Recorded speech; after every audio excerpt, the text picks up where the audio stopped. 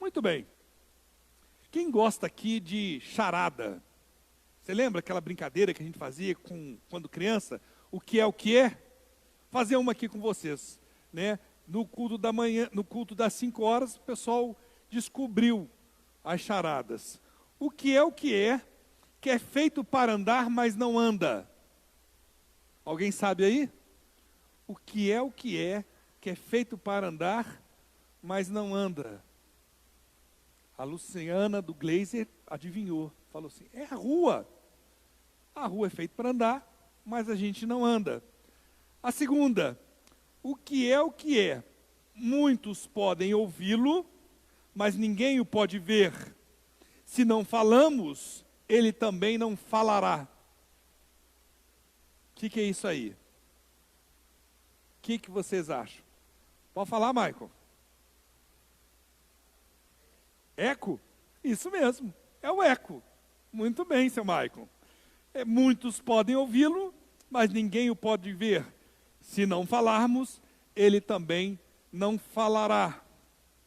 E a terceira e última, as duas primeiras eu colei da internet. Um sitezinho só de charada, ela tinha 1 trilhão. Essa eu que criei por causa do meu sermão aqui, tá? O que é que queremos ter, mas não queremos usar?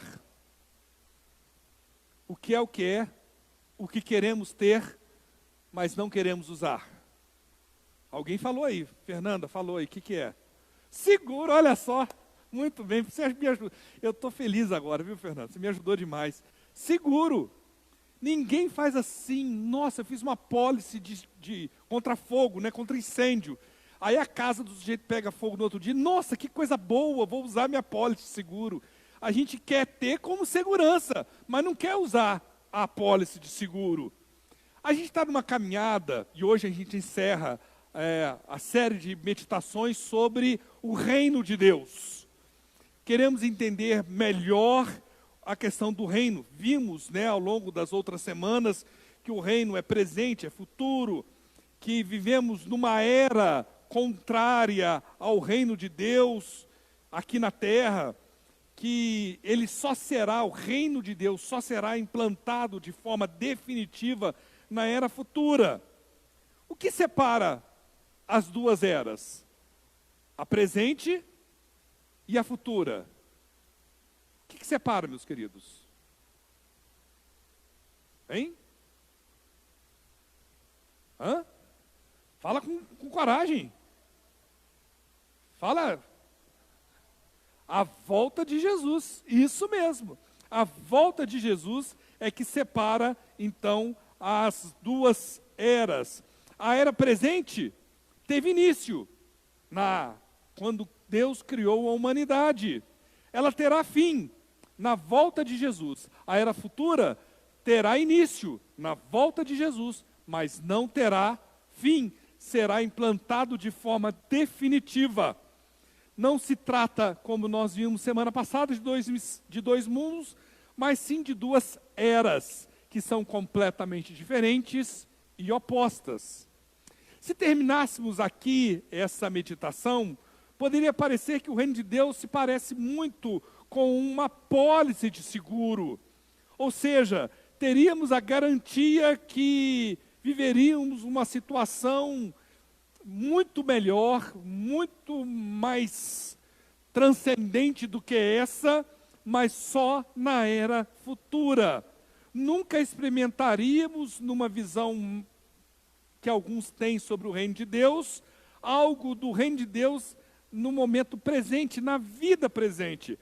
Pode parecer, então, como dizemos, que o reino de Deus é como uma promessa, ou como uma pólice, como a Fernanda nos disse, que quando Jesus vier, nós vamos lá na gaveta, pegamos a pólice de seguro, apresentamos para Jesus Cristo, e aí podemos dar entrada ao reino de Deus. Mas será que é isso mesmo? Será que a Bíblia fala alguma coisa a mais, e nós vimos a perspectiva semana passada, da questão do reino de Deus futuro, e hoje nós vamos ver a questão do reino de Deus presente? Será que a Bíblia fala alguma coisa a mais sobre isso? Como é que a gente pode entender melhor ainda essa questão do reino de Deus nessa terceira e última meditação sobre série Reino de Deus? Lá em Mateus 12, conta a história quando Jesus expulsa o demônio de um homem e era sábado. E os fariseus acusaram Jesus de estar expulsando o demônio através de quê? Quem se lembra do texto? De Beelzebu. Você lembra do texto? E aí Jesus, em resposta àqueles fariseus, diz o seguinte, em Mateus 12, a partir do verso 25. Preste bem atenção. Jesus, conhecendo os seus pensamentos, disse-lhes: todo reino dividido contra si mesmo será arruinado, e toda cidade ou casa dividida contra si mesmo não subsistirá. Se Satanás expulsa Satanás, está dividido contra si mesmo. Como então subsistirá seu reino? Seu reino? E se eu expulso demônios por Beelzebu, por quem expulso os filhos de vocês? Por isso, eles mesmos serão juízes sobre vocês. Mas se é pelo Espírito de Deus que eu expulso demônios, então o que, meus queridos? Chegou a vocês o reino de Deus. Chegou a vocês o reino de Deus.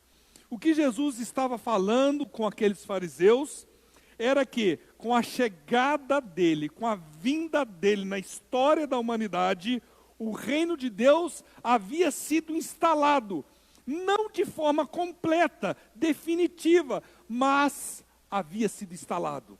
Lembre-se do que Jesus falou sobre o grão de mostarda. Era o grão de mostarda que caiu na terra e começou a germinar. O reino de Deus instalado aqui na terra é aquele pouquinho de fermento que a dona de casa põe na massa para fazer pão e vai levedando gradativamente toda a massa. Jesus está querendo ensinar para aqueles homens que o reino de Deus havia sido instaurado e havia sido instaurado com a chegada dele na história da humanidade. Nesse calor que a gente está vivendo, né? Até brinquei que estou querendo marcar uma reunião com o prefeito. Não vim morar em Poços de Caldas para sentir esse calor, não. Calor eu sinto em outro lugar. Poços de Caldas não é lugar para a gente sentir esse calorão que a gente está passando aqui hoje, né, gente? Mas nesse calor, o que faz vontade da gente tomar o quê? Sorvete, né? Amo sorvete. E quando você vai na sorveteria, tem aquele punhado de sabor e você fala assim, eu posso experimentar? Como é que é esse sabor aqui? A pessoa fala assim, não, toma um pouquinho aqui, né, o que a gente chama de quê? De degustação. Você pega um pouquinho para você experimentar daquilo que você quer muito, né? E eu, quando tomo sorvete, eu gosto de, no mínimo, 3 bolas para cima, né, gente? E aí a gente tem uma experiência ali de um pouquinho do que a gente quer experimentar em quantidade muito maior. É exatamente isso que a gente vive hoje. Vamos usar uma outra simbologia. É como se a era presente fosse sobreposta pela era futura, e a era futura, que é a instauração definitiva do reino de Deus entre nós, lançasse sobre esta era presente uma sombra. E a gente pudesse perceber a chegada desse reino através desta sombra. Quando você vê, está andando numa rua, e a pessoa vem numa rua transversal, e o sol está atrás dessa pessoa, e projeta a sombra, e você vê primeiro a sombra, você sabe que vem uma pessoa ali, mas não sabe claramente quem é essa pessoa. Entende que nós estamos num processo onde a gente tem um gostozinho do que será o reino de Deus. É como se Deus estivesse lançando uma sombra daquilo que Ele irá instalar de forma definitiva em nossas vidas. O grande problema para nós é que fica difícil da gente entender o reino de Deus. Imaginem que aqueles que confessassem Jesus Cristo como Senhor e Salvador de suas vidas, fosse transportado instantaneamente deste mundo, desta situação, para um outro reino. Imagine que neste mundo presente houvesse um reino com um muro de ouro, um muro com portas grandiosas, que tivesse como seus guardas anjos, serafins, arcanjos, guardando com espadas flamejantes aqueles que ali podem entrar, e todos que passassem pudessem perceber e falar: ali moram aqueles que pertencem ao reino de Deus aqui na terra. Só que não existe este muro. Só que o reino de Deus não é visível desta maneira, nós não podemos tocar este reino, entrar nele de forma física. E muitas pessoas então não conseguem entender a dimensão do reino de Deus aqui na terra. Sobre esse questionamento, alguns fariseus perguntaram para Jesus, e olha o que o texto nos fala em Lucas 17, a partir do verso 20. Certa vez, tendo sido interrogados pelos fariseus sobre quando viria o reino de Deus, Jesus respondeu para eles: o reino de Deus não vem de modo visível, nem se dirá, aqui está ele, ou lá está, porque o reino de Deus está onde, meus queridos? Entre vocês. E a gente fica, mas como assim entre nós? Como nós gostaríamos de ter algo que fosse mais palpável, que fosse perceptível pelos nossos olhos naturais, compreender a extensão do reino de Deus presente entre nós. O que Jesus queria então afirmar? O que ele queria que nós aprendêssemos quando ele afirma que o reino de Deus está entre nós? O texto de Colossenses, capítulo 1, verso 9, logo no início da sua carta de Paulo à igreja em Colosso, Paulo quer passar essa dimensão, dessa perspectiva da instauração do reino de Deus para aquela igreja. E ele fala assim: por esta razão, desde o dia em que o ouvimos, não deixamos de orar por vocês e de pedir que sejam cheios do pleno conhecimento da vontade de Deus, com toda a sabedoria e entendimento espiritual. Isto para que vocês vivam de maneira digna do Senhor e em tudo possam agradá-lo, frutificando em toda boa obra, crescendo no conhecimento de Deus e sendo fortalecidos com todo o poder, de acordo com a força da sua glória, para que tenham toda a perseverança e paciência com alegria, dando graças ao Pai, que nos tornou dignos, prestem bem atenção a partir de agora, de participar da herança dos santos no reino da luz. Pois ele, o que ele fez, meus irmãos? Nos o quê? Resgatou do domínio das trevas. Ele fez o quê? Nos resgatou do domínio das trevas e nos transportou para o reino do seu Filho amado, em quem temos a redenção, a saber, o perdão dos pecados. Eu acabei de falar para os irmãos que ficaria muito mais fácil se nós tivéssemos uma experiência visível de Deus tirar deste mundo presente com as suas angústias, com as suas dificuldades, com essa pandemia, com doenças, com todas as dificuldades que nós enfrentamos, e nos transportasse imediatamente àqueles que confessam Jesus como Senhor e Salvador de sua vida, para um muro, um reino cercado por um muro de ouro, com seus anjos, arcanjos e serafins, protegendo a entrada, para que somente os filhos de Deus entrassem nesse reino de Deus.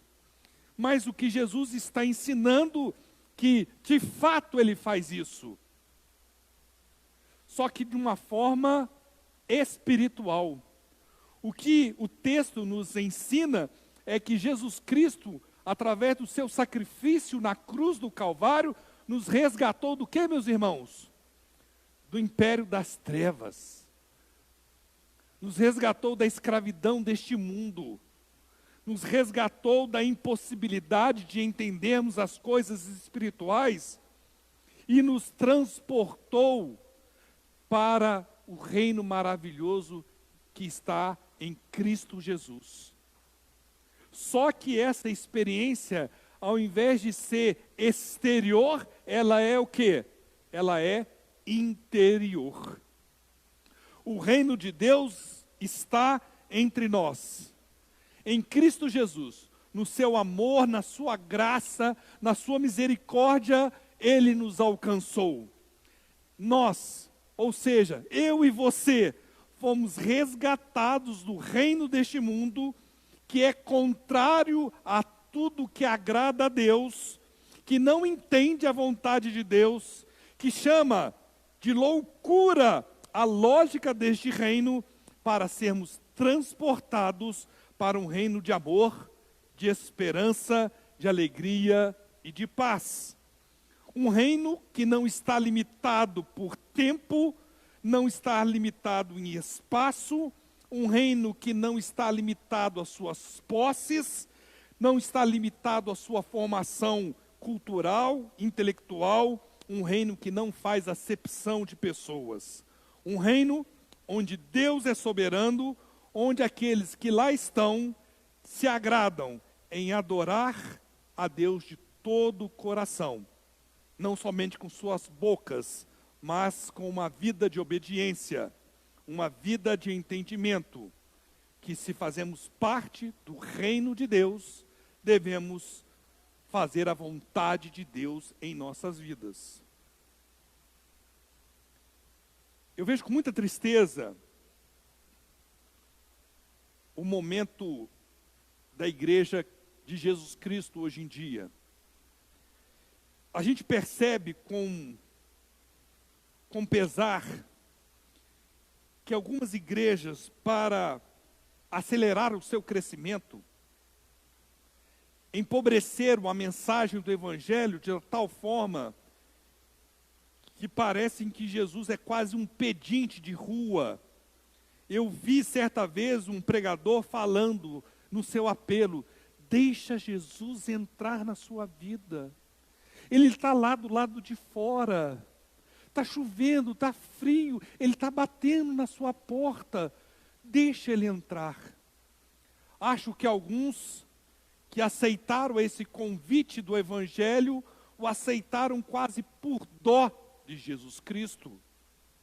Isto não é o Evangelho. Essa mensagem não condiz com o que são as implicações daqueles que querem participar do reino de Deus. Ao contrário, o que Jesus nos ensina no Sermão do Monte, para que pudéssemos entrar neste reino, é a afirmação que ele faz em Mateus capítulo 7, verso 13. Entrem pela porta estreita, pois larga é a porta e amplo o caminho que leva à perdição. E são muitos os que entram por ela. Como é estreita a porta, e apertado o caminho que leva à vida. São poucos os que a encontram. Prestem bem atenção, meus queridos. O que Jesus está querendo dizer que o reino de Deus não é para qualquer um. Não é para qualquer um. Lembram da parábola de Jesus sobre o semeador, que saiu a semear, lançando a semente, e a semente do Evangelho caiu em 4 tipos de terreno. Ela só germinou em quantos terrenos, meus queridos? Em somente um. No mesmo capítulo, Jesus falando sobre o reino de Deus, o capítulo 13 de Mateus, Jesus fala que, infelizmente, entre aqueles que participam do reino de Deus, tem trigo e tem o que também? Joio. Eu costumo dizer que assim, tem jeito de gente, tem jeito de crente, fala igual crente, né? Mas não é crente. É joio, não dá fruto. Queridos, o que Jesus está falando é que o reino de Deus não é para qualquer um, não. O reino é para aqueles que entendem a dimensão e a soberania de Deus entre nós, sobre aqueles que estão dentro deste reino. O reino de Deus é para aqueles que entendem e compreendem a dimensão da responsabilidade de sermos templo do Espírito Santo. O reino de Deus está entre nós, porque dentro de nós, daqueles que confessam Jesus como Senhor e Salvador de suas vidas, habita o Espírito Santo de Deus. Não podemos ser participantes deste reino e querer desfrutar deste mundo. A gente percebe, cada um de nós, meu querido, eu tenho essas limitações sobre a minha vida. Muitas vezes nós queremos ser participantes deste mundo e queremos desfrutar das coisas deste mundo também. Mas não condiz com aqueles que são participantes do reino de Deus querer desfrutar de dois mundos, de dois reinos diferentes. Não condiz. Não é possível que possamos servir a dois senhores. Tiago, na sua epístola, no capítulo 3, no verso 9, ele dá uma dimensão melhor sobre isso. Como que falando assim, pode ser um negócio desse? Antes da gente ler, pensa como se ele estivesse falando, pode um negócio desse? Tem cabimento um negócio desse? Falando o seguinte, com a língua bendizemos ao Senhor e Pai, e com a língua fazemos o quê? Com a mesma língua, amaldiçoamos os homens, feitos à imagem, feitos à semelhança de Deus. Da mesma boca procedem o quê? Bênção e o quê? Maldição. Meus irmãos, não pode ser assim. Como que ele está falando? Não tem condições, você tem que fazer uma escolha. Acaso pode sair água doce, água amarga da mesma fonte? Meus irmãos, pode uma figueira produzir azeitonas, uma videira produzir figos? Da mesma forma, uma fonte de água salgada não pode produzir água doce. Uma época, meus irmãos, que nós vivemos uma sociedade tão imersa na pós-modernidade, que valoriza tanto os direitos individuais, onde cada um pode ser o que quiser ser. Uma sociedade que rompeu com a barreira da verdade, não existe mais verdade, não existe mais absolutos, tudo é relativo. Uma mensagem como essa parece um disparate, algo que não pode ser levado a sério pela sociedade. É exatamente isso que Jesus nos diz, que de fato a porta é estreita, o caminho é apertado. Por isso que a mensagem do Evangelho parece ser tão deslocada da realidade para muitas pessoas. É um confronto de cultura. A cultura deste mundo contra a cultura do reino de Deus. Elas são opostas. E quando são apresentadas, elas geram conflito, atrito, porque elas são opostas. O mundo tem desdém daquilo que nós advogamos como verdade absoluta. Jesus Cristo é Senhor e Salvador de nossas vidas. Em uma sociedade que valoriza o consumo, que valoriza a liberdade de se fazer o que quer, uma sociedade que não tem limite para os prazeres, é necessário a gente pregar cada vez mais uma mensagem do reino de Deus que vá ao ponto central do Evangelho, ao ponto central de verdadeiramente entendermos o que é reino de Deus. Participante do reino de Deus passa por um processo de arrependimento, que é totalmente diferente de remorso. Arrependimento verdadeiro, sincero, genuíno, que gera transformação de vida. Um arrependimento que nos faz enxergar a vida, o mundo, com olhos espirituais e não com os olhos naturais que nós temos. Aqueles que são alcançados por essa mensagem transformadora, entendem que em Cristo Jesus está a oportunidade de mudar de vida. Queridos, prestem bem atenção, eu não estou falando aqui de mudar de estilo de vida. Não estou falando aqui mudar de conceito, de aparência, mudar a roupa, o jeito de ser, o jeito de falar. E muitas vezes nós somos conhecidos exclusivamente porque nos vestimos diferente, nos falamos diferente. Tem o evangeliquez, tem pavor disso. E eu gosto de repetir esse negócio muitas vezes para incomodar mesmo. Você encontra a pessoa, e aí, tudo bem? Graça e paz do nosso Senhor Jesus Cristo sobre a sua vida. Eu digo, ó, coisa boa, hein, rapaz? Mas está tudo bem? A pessoa não responde.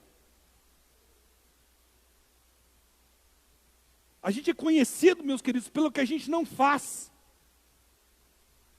A gente não é conhecido pelo que a gente faz. A gente não é reconhecido porque, de fato, somos testemunhas, através de nossas vidas, do que Cristo fez dentro de nós.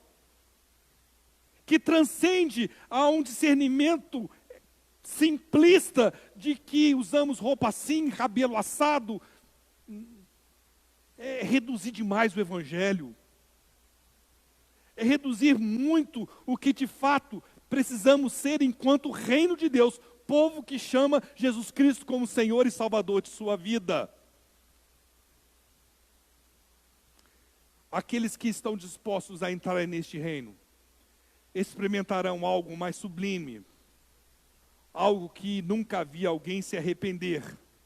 Entendem que existe um reino e que a entrada para este reino é radical.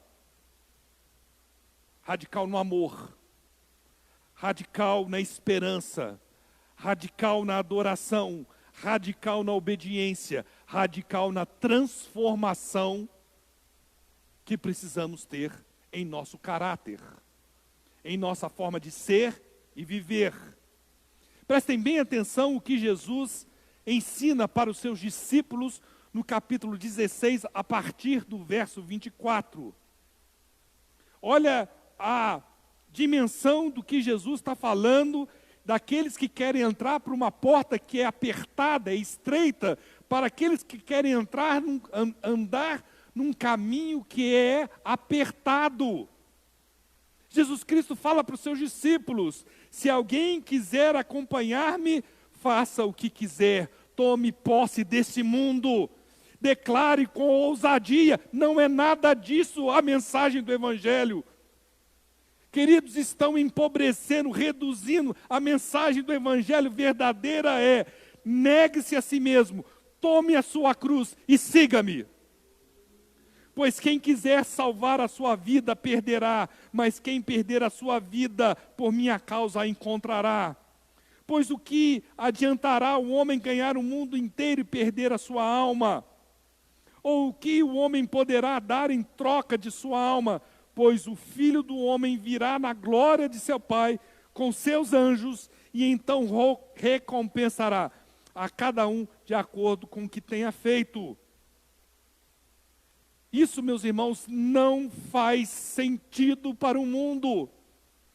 E, infelizmente, não faz sentido para a maioria da igreja cristã contemporânea. Parece algo ultrapassado, desgastado pelo tempo, corroído pela modernidade, desprezado pela pós-modernidade. Mas o que o apóstolo Paulo nos ensina no capítulo 1 de Romanos, é que esta verdade deve ser trazida dentro dos nossos corações. Como é que um homem pode falar um negócio tão espetacular assim? Não me envergonhe do Evangelho. Por quê? O Evangelho é o poder de Deus para a salvação de todo aquele que crê, primeiro do judeu, depois do grego, porque no Evangelho é revelado a justiça de Deus.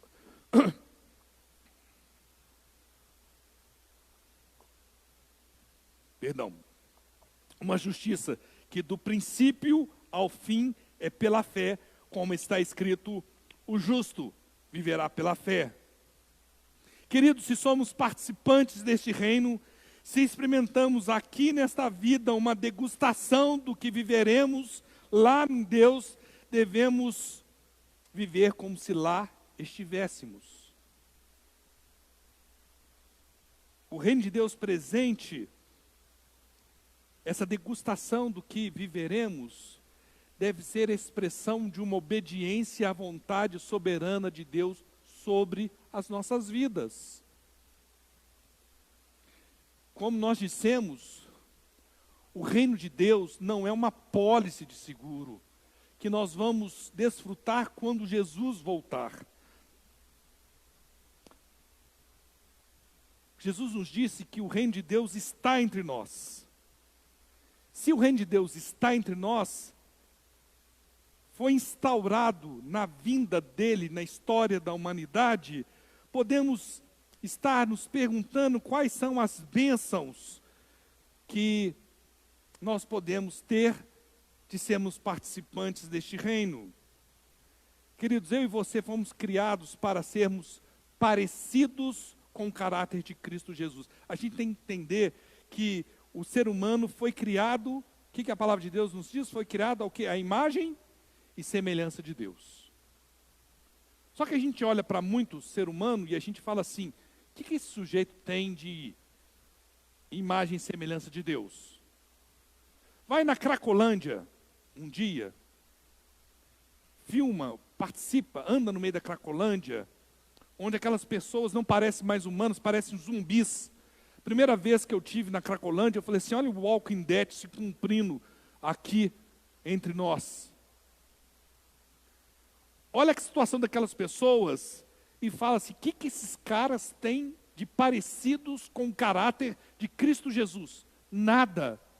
Porque o pecado foi desumanizando eles a tal forma que eles perderam o sentido de serem criados à imagem e semelhança de Deus. Mas, de fato, eu e você, todos fomos criados à imagem e semelhança de Deus. Só que o pecado contaminou essa criação.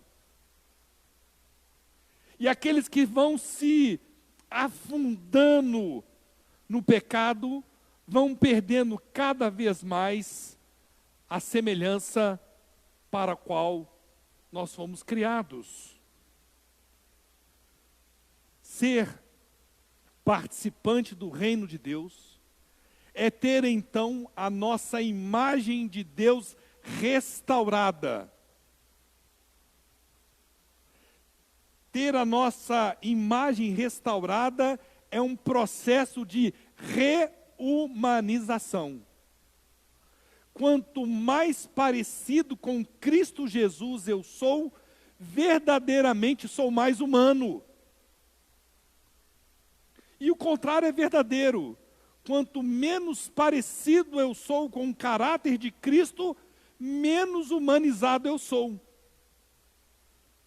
Esses eventos que acontecem de crimes hediondos, que o sujeito faz aquela atrocidade terrível, você fala assim, eis aí um ser humano, a gente fala isso? A gente fala assim, esse sujeito parece o quê?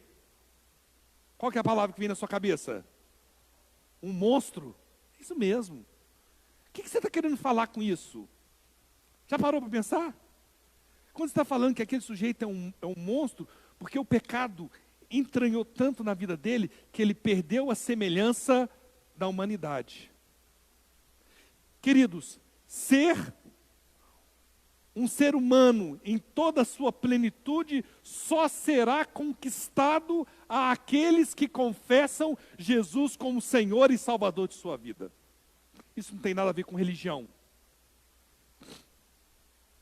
Isso tem a ver com um processo de transformação da graça e da misericórdia de Deus sobre a vida daqueles que confessam Jesus como Senhor e Salvador. E deixa eu te falar alguma coisa aqui, rápida. Algumas pessoas entendem muito erroneamente essa mensagem, porque acreditam que o processo final, o objetivo final de Jesus Cristo é salvar a humanidade. E não é. Não é. A salvação é o meio para o qual o projeto de Deus para com o homem seja implantado aqui na terra. O reino de Deus seja implantado aqui na terra. Que nós possamos desfrutar daquilo que desfrutaremos em abundância, desfrutar um pouco daquilo que desfrutaremos em abundância quando Jesus vier. Relacionamentos sadios. Relacionamento de pessoas que têm a mente e o caráter transformados a partir da ação de Deus sobre as nossas vidas. É o que Paulo está querendo explicar para a igreja lá em Romanos capítulo 12, a partir do verso 1 e 2. Portanto, irmãos, rogo-lhes, pela misericórdia de Deus, que se ofereçam em sacrifício vivo, santo e agradável a Deus. Este é o culto racional de vocês. Não se amoldem ao padrão desse mundo. O que Paulo está falando? Olha, nós temos que ser o sal da terra, a luz do mundo. Mas o que está acontecendo aí na igreja? Vocês estão sendo amoldados. Vocês estão sendo influenciados. O mundo está entrando na vida de vocês. Não se amoldem ao padrão deste mundo. Mas, quer dizer, ao contrário disso, transformem-se pela renovação da sua mente, para que sejam capazes de experimentar o quê? Comprovar o quê, meus irmãos? A boa, agradável e perfeita vontade de Deus. Você quer saber qual que é a grande bênção de sermos participantes do reino de Deus? Temos nossa humanidade restaurada. Experimentarmos a boa, agradável e perfeita vontade de Deus sobre a nossa vida. Nada se compara a essa experiência. Nada. Queridos, eu não tem como não associar aquela conversa de Jesus com a mulher samaritana, lá em João, quando Jesus fala assim, me dá um pouco de água, a mulher fala assim, como é que você conversa comigo? Eu sou samaritana, aquela conversa toda, aí Jesus, se você soubesse quem eu sou, você me pediria água. Aí você não tem como tirar água, que história é essa? Você é maior do que o nosso... Não, aí Jesus fala assim com ela, lá em João 4,13, quem beber desta água outra vez, quem beber dessa água terá sede outra vez, mas quem beber da água que eu lhe der, nunca mais terá sede. Pelo contrário, a água que eu lhe der, se tornará nele uma fonte de água a jorrar para a vida eterna. Queridos, eu posso garantir para você que o mundo, que esta era presente, não pode saciar a sede de ninguém. Não há dinheiro suficiente para matar a sede de dinheiro da humanidade. Ofereça um salário de 50 mil reais para uma pessoa.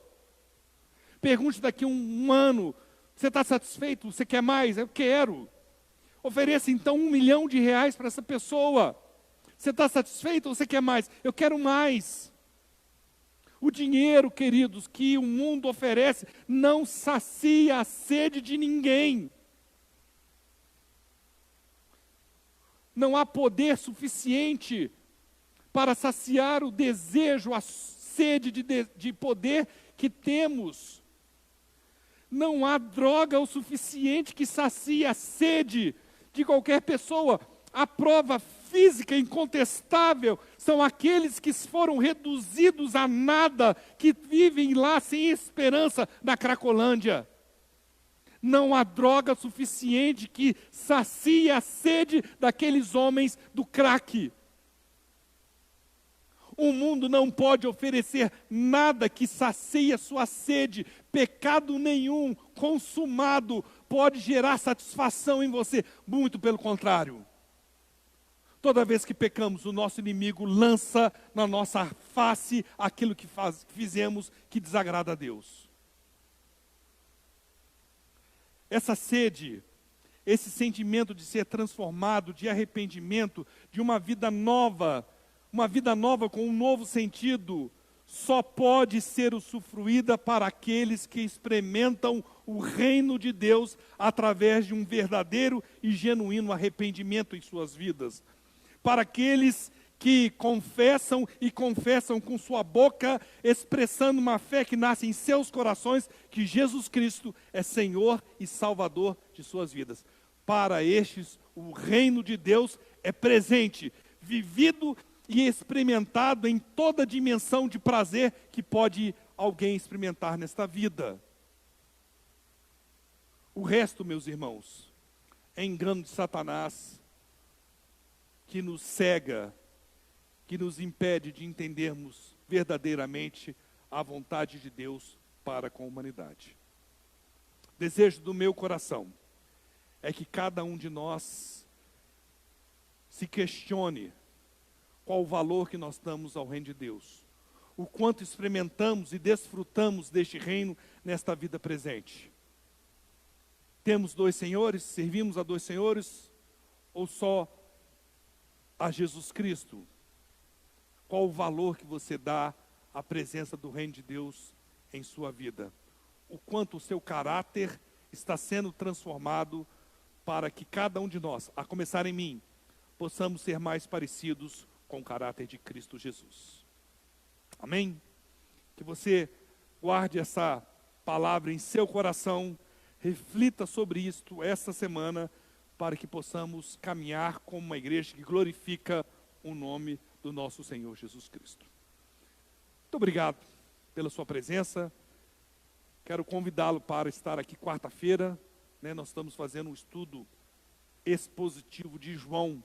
Tem sido uma caminhada maravilhosa. Queria a sua presença aqui conosco, tá bom? Quero convidar os irmãos a se colocarem em pé. Vamos orar para encerrar. Eterno e soberano Deus, muito obrigado pelo privilégio de prestarmos este culto ao Senhor. Ó Pai, venha o teu reino sobre as nossas vidas. Nos faz pessoas a partir da ação do teu Espírito sobre as nossas vidas, cada vez mais parecidas com Cristo Jesus. Nos dê dimensão da responsabilidade de sermos participantes aqui na terra do teu reino. Muito obrigado, ó Pai, que tudo que fizermos seja para a honra e glória do teu nome.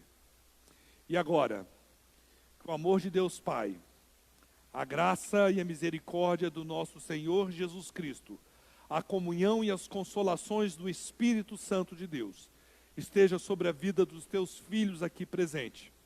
Pai, estaremos aqui até o dia que o Senhor vier nos buscar. É no nome precioso de Jesus que oramos agradecidos. Amém. Queridos, Deus os abençoe. Excelente semana.